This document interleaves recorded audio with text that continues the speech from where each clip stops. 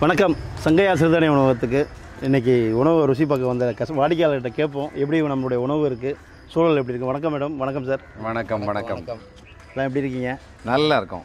இன்றைக்கி இன்றைய பொழுது ஒரு 2 மணி நேரம் அங்கே ஸ்பெண்ட் பண்ணியிருப்பீங்கன்னு நினைக்கிறேன். கண்டிப்பாக. ஸோ ஃப்ரெண்ட்ஸுங்கெல்லாம் ஒன்றா சேர்ந்துருக்கீங்க. எப்படி இருந்தது இன்றைய நாள் உணவோடு? எப்படி இருந்தது எங்கள் இடம்? இந்த உணவு நாங்கள் இப்படி இருக்கோம் அப்படின்னு கற்பனை பண்ணலை. ஓகே.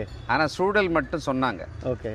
ஆனால் வந்த பிறகு எங்களுடைய சந்தோஷம் ரொம்ப அதிகமாகிடுச்சு உண்மையிலேயே. ஆமாம், இந்த மாதிரியான சூழலுக்கு நடுவில் இன்றைக்கி வாழவும் முடியல. இப்படி ஒரு இடத்துல நம்மளால் சாப்பிடவும் அப்படின்ட்டு நினைக்கிறது ரொம்ப ஆச்சரியமாக தான் இருந்தது. உணவு ரொம்ப சுவையாக இருந்தது.